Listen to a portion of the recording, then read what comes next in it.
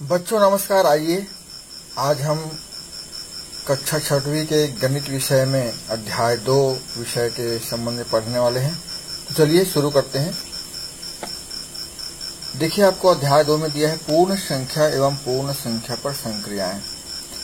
पूर्ण संख्या को दोस्तों हम होल नंबर भी कहते हैं।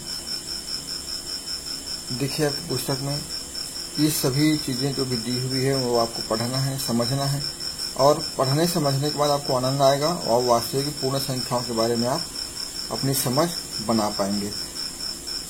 मान लो आपके पास 5 रुपये है और आप 5 रुपये लेकर बाजार गए, वहां से आप 5 रुपये का कुल्फी खाते हैं तो आपके पास कितना रुपये बचा?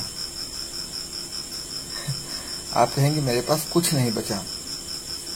जी हाँ, तो कुछ नहीं बचा के लिए क्या संकेत होना चाहिए गणितीय भाषा में? वैसे इसके पहले हम प्राकृतिक संख्या पढ़े हैं और प्राकृतिक संख्या के बारे में हम जानते हैं कि 1 से लेकर अनंत तक की संख्या को हम प्राकृतिक संख्या कहते हैं, जिसे हम गिनने के लिए उपयोग में लाते हैं। तो हम देखते हैं कि हमारी गिनती में एक संख्या ऐसी जो छूट जा रही है जिसे हम शून्य कहते हैं। और ये बहुत खुशी की बात है दोस्तों कि शून्य का आविष्कार हमारे देश में ही हुआ। ब्रह्मगुप्त ने सबसे पहले बीजगणित में इसका उपयोग किया, फिर उसके बाद भास्कराचार्य ने इसे परम अल्प संख्या कहकर बताया। और साथ ही साथ उन्होंने यह भी कहा कि शून्य से किसी संख्या को भाग दे तो फिर अनंत संख्या की प्राप्ति होती है। जीरो दिया मेरे भारत ने वाला गीत आपने सुना ही होगा। आइए हम चलते हैं यहाँ पर पूर्ण संख्याओं को संख्या रेखा पर कैसे दर्शाया जाना है।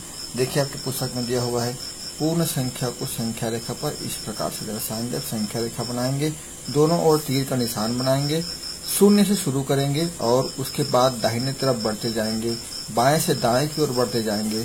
शून्य हमारा पहला संख्या होने वाला है, फिर 1, 2, 3, 4, 5, 6, 7, 8, 9, 10 इधर अनंत तक हमारी संख्या रेखा बढ़ती रहेगी। तो शून्य से लेकर अनंत तक की संख्या को हम पूर्ण संख्या कहेंगे।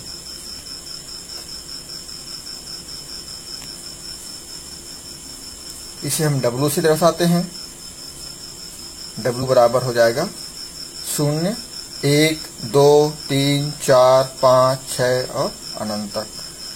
तो प्राकृतिक संख्या में जहां प्राकृतिक संख्या 1 से शुरू हो रही थी, वहीं पर हमारा जो पूर्ण संख्या या होल नंबर 0 से शुरू होकर अनंत तक जाएगी। अब यहाँ पर देखने वाली बात यह है दोस्तों कि सबसे छोटी पूर्ण संख्या क्या होगी? जहां से हम शुरू कर रहे हैं, यानी कि कहां से शुरू करें? 0 तक। और इसमें भी प्राकृतिक संख्या की भांति सबसे बड़ी संख्या नहीं बताई जा सकती। 0 से 1 बड़ी है 1, फिर 1 से 1 बड़ी है 2, 2 से 1 बड़ी है 3, 3 से 1 बड़ी है 4। इस प्रकार से बाएं से दाहिने और एक एक बड़ी होती जाती है और हम अनंत तक जाते हैं। यह है हमारा पूर्ण संख्या। पूर्ण संख्याओं के गुण के लिए हम बात करें तो यहाँ पर आप पढ़ लीजिएगा। सबसे छोटी पूर्ण संख्या 0 है और जो अभी मैंने आपको बताया वही सारी बातें इसमें लिखी हुई हैं। आप उल्टा चलेंगे संख्या रेखा पर, यहाँ जैसे 11 से इधर चलते हैं बाएं तरफ, तो 11 से 10 में आएंगे तो एक छोटी हो गई, 10 से 9 में आएंगे तो फिर एक छोटी हो गई, 9 से 8। इस प्रकार से एक एक छोटी होती जाती है। आप बाएं से दाएं की ओर चलेंगे तो एक एक बड़ी होती जाएगी और दाएं से बाएं की ओर चलेंगे तो एक एक छोटी होती जाएगी। यहां पर आप ध्यान से देखिए 6 को। 6 के दाहिने ओर 7 है और बाएं ओर 5। तो 6 के दाहिने ओर की संख्या एक बड़ी है, इसे हम परवर्ती संख्या कहते हैं। और 6 के बाईं ओर एक संख्या है जो छोटी है, एक छोटी है, उसे हम पूर्ववर्ती संख्या कहेंगे। 6 के पूर्व में आने वाली संख्या को पूर्ववर्ती संख्या और 6 के बाद में आने वाली संख्या को परवर्ती संख्या। ठीक उसी प्रकार से 7 के पूर्व में आने वाली संख्या 6 को पूर्ववर्ती संख्या कहेंगे और 7 के बाद में आने वाली संख्या 8 को परवर्ती संख्या कहेंगे। ठीक उसी प्रकार 8 के लिए 7 पूर्ववर्ती होगा और 9 परवर्ती होगा। यहाँ पर 12 के लिए 11 पूर्ववर्ती होगा और 13 परवर्ती संख्या होगा। इस प्रकार से पूर्ववर्ती और परवर्ती संख्या को आप समझ सकते हैं। आप अपनी कक्षा में जब बैठते हैं तो आपके सामने में बैठा हुआ विद्यार्थी आपका पूर्ववर्ती कहलाएगा और आपके पीछे बैठा हुआ विद्यार्थी आपके लिए परवर्ती कहलाएगा। तो चलिए संख्या रेखा पर संक्रियाओं के बारे में बात करते हैं। हम पूर्ण संख्याओं का योग पहले देखेंगे, फिर घटाना देखेंगे, फिर गुणा देखेंगे, फिर हम भाग देखेंगे। तो आइए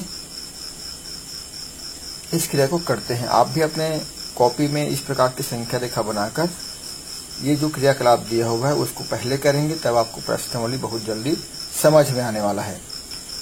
देखिए, संख्या रेखा पर सबसे पहले हम योग की संग्रह करते हैं। 3 धन 4, तो हम शून्य से शुरू करेंगे दोस्तों। यहाँ पर शून्य शुरू करेंगे और 3 चलेंगे। देखिए, शून्य शुरू करेंगे 1 2 3, तो हम जैसे बताते हैं आपको कि यहाँ पर हम एक एरो का निशान लगा देंगे ऐसे। इससे पता चलता है कि हम इस तरफ से इस ओर बाएं से दाहिने ओर आ रहे हैं। और यहाँ ऊपर में लिखेंगे कितने गए हैं हम, 3।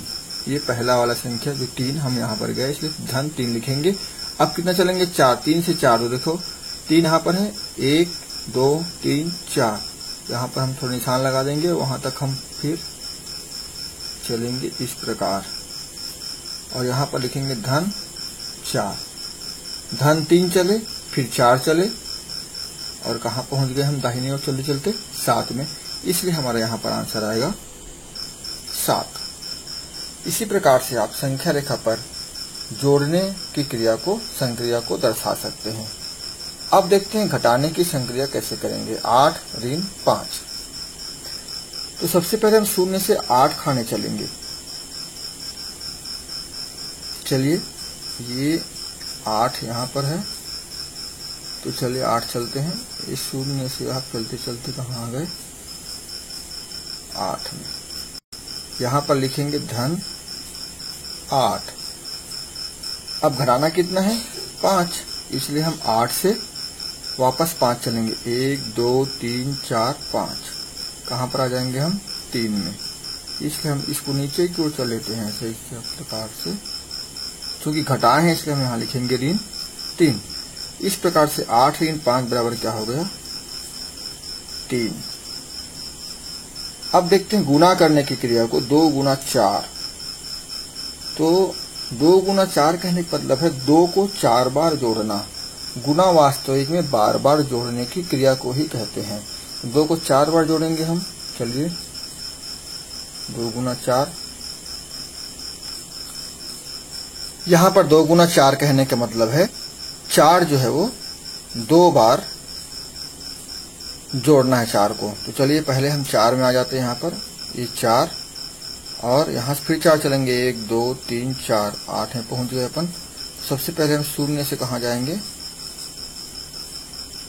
ये 4 में, फिर हम 4 से और कहाँ जाएंगे, 8 में। 2 बार 4 4 चले। यहाँ हम लिखेंगे धन 4, और यहाँ और लिखेंगे धन 4। तो यहाँ पर कहाँ पर आ गए अपन, 8। 4 धन 4 बराबर 8। इस प्रकार से 2 गुना 4 को हम ऐसा दर्शा सकते हैं।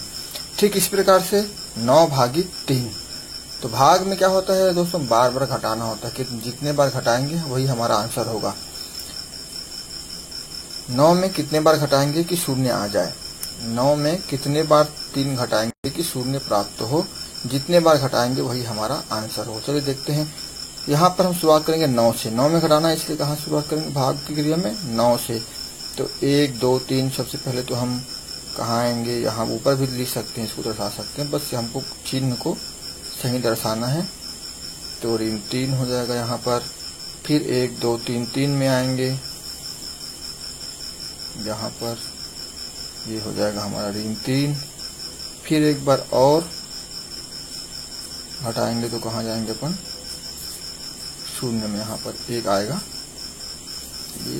ये आ गया यहाँ पर अपन शून्य में। फिर यहाँ लिखेंगे हम ऋण 3। तो कितने बार में शून्य पहुंचे, 1 बार 2 बार 3 बार, तो हमारा आंसर आ जाएगा यहाँ पर 3। भाग देने वाली क्रिया में आपको ध्यान में रखना है कि किसी संख्या को हम जब दूसरी संख्या से भाग देते हैं तो इस संख्या को इस संख्या में घटाते जाना है। जितनी बार में घटते घटते हम शून्य में पहुंचेंगे उसकी बारंबारता ही हमारा उत्तर होगा। तो देखिए, एक बार घटाए 6 में आए, फिर घटाए 3 में आए, फिर घटाए 0 में आए, जो 0 में पहुंच जाएंगे जितने बार में वही हमारे यहाँ पर आंसर होगा। इस प्रकार से हमने इस वीडियो में देखा योग की क्रिया, योग की संक्रिया संख्या रेखा पर घटाने की संक्रिया, गुणा करने की संक्रिया और भाग देने की संक्रिया। देखिए, इन संक्रियाओं के संबंध में और भी उदाहरण आपके पुस्तक में दिया हुआ है। इन उदाहरणों को आप करते रहेंगे तो आपको और अच्छे से समझ में आने वाला है। देखिए, यहाँ पर भी उदाहरण दिया हुआ आपको गुणा का, यहाँ पर आपको भाग को उदाहरण दिया हुआ है। आप बता दें, थोड़ा सा गुणा का उदाहरण जो दिया हुआ है आपके पुस्तक में थोड़ा सा उल्टा दिया हुआ है। इसको हमने सीधा करके बताया है और आप वैसे ही बनाएंगे, ऐसा मैं उम्मीद करता हूँ।